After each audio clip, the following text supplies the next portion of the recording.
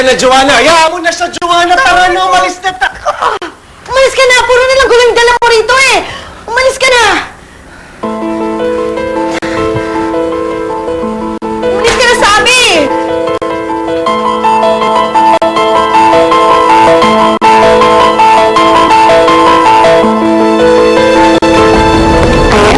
Ay, Ruben. Andi na yung bahay ng tiyahin ko. Eh, salamat sa paghatid, ah. Dapat magpasalamat sa iyo, ah. Eh, bakit naman? Eh, syempre dahil kaibigan ka. Wala nang na-hospital lang nanay, eh. Lagi ka nakaalala at hindi ka nawala. At hindi naman ako nawala kahit kailan, eh.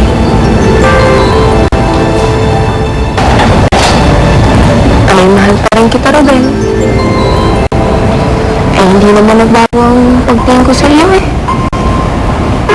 Kung gaano kita kamahal noon, eh, ganun pa rin kita kamahal ngayon.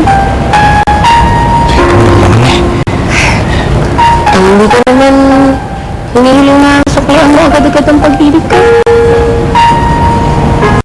Eh, alam ko nasaktan kita noon.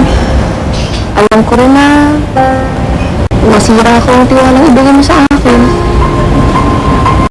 Pero alam ko rin na minahal ako nung minsan.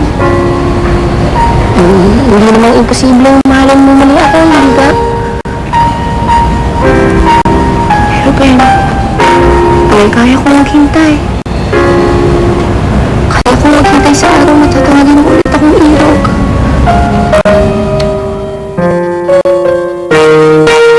Karen?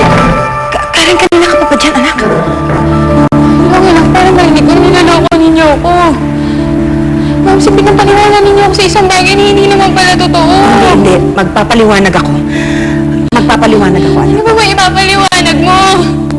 Ha? Narinig ko na lahat eh! Mali yung narinig mo. Ano naman? Tanga! Ano?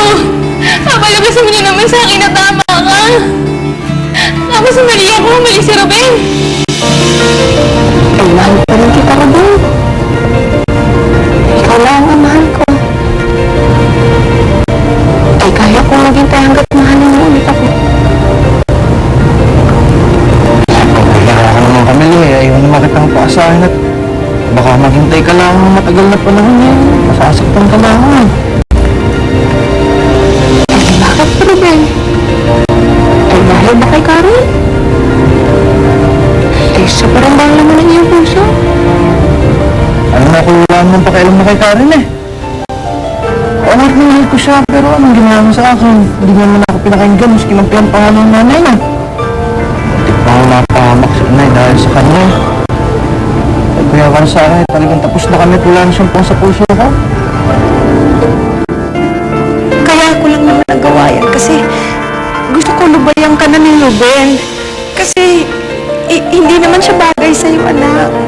Pero hindi niyo dapat ginawa yun. Malaki ang tiwala ko sa'yo. Gusto nga kasi kitang protektahan eh. Kasi hindi naman siya yung dapat na minamahal mo. Mamsi, hindi ikaw ang magdidikta ko sino ang dapat at hindi ko dapat mahalin. Malaki na ako. Alam ko kung anong ginagawa ko. Makinig ka sa akin. Mahal na mahal kita. Mahal na mahal kita, kaya ako nagawa yun. Gusto ko magkaroon ka ng magandang kinabukasan at hindi ka magkakaroon ng magandang kinabukasan kung sa lalaking yun ka mapupunta.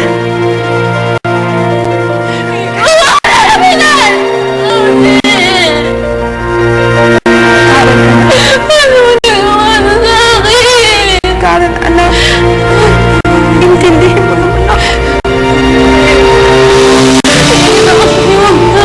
Ang sama na mo gani mo! Pinaglaruan mo ako! Pinaglaruan mo si Ruben!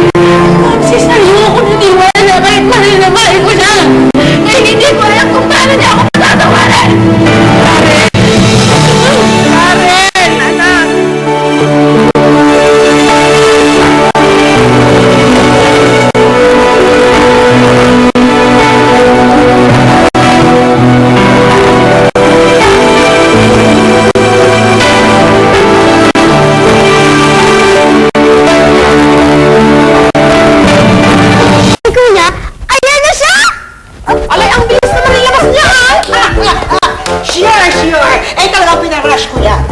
ganun, kumeta ng ating business! May ulat kayo, no? Ay, siya ka! Ba't ang bongga ng pangalan? Alis na diyang pinag-isipan, Rubens Tubay ang Saglit lang. Ang kailangan dyan ay may testing tayo. Ay, siyang tunay! Testing mo! Testing mo! Hindi ako maganda yan! Pasado mo ganun!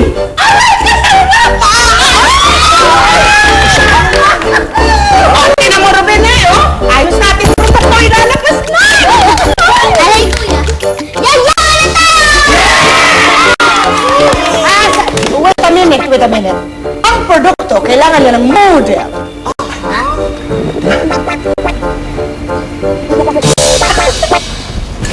Nakita kang model. Ruben! Ayaw mo naman! Huwag naman ako nakakaya. Ako hindi naman modelo. Ay, namahiya! Pang negosyo natin yan. Ay, siya ka, Ruben! Ikaw huwag kang umarte! Ikaw na dapat na mag-model niya. Huwag ka lang tumanggi.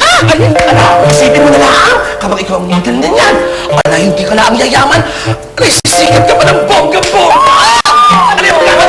Magkakaroon sila ng billboard sa EDSA! Kuya, bagay ka maging model kasi guwapo ka.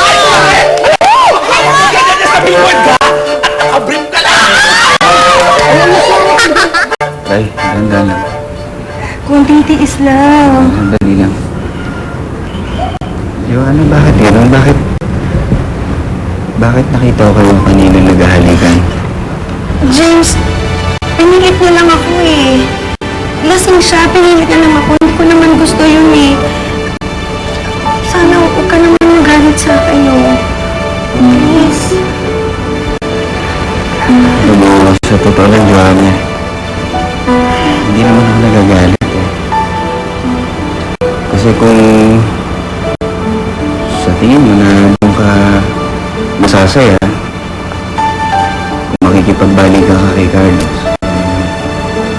okay lang sa akin yun. Basta importante maging masaya ka lang. Huwag ka mag-alala. Hindi ako magiging hadlang sa'yo. Ngayon, tatanungin mo kung masakit. Talagang masakit, pero okay lang yun. Ako na yung TTS. Basta ang importante sa akin, maging masaya ka lang. James. Ikaw ang pinili ko. At hanggang ngayon, ikaw ang pipiliin ko at hindi yung muko ngayon. Hello? Mang Dodo? Tatanong ko lang po sana kung alam niyo po kung nasaan si Ruben. Wala kaya na wala na nga dito si Ruben sa akin. Ganun po ba?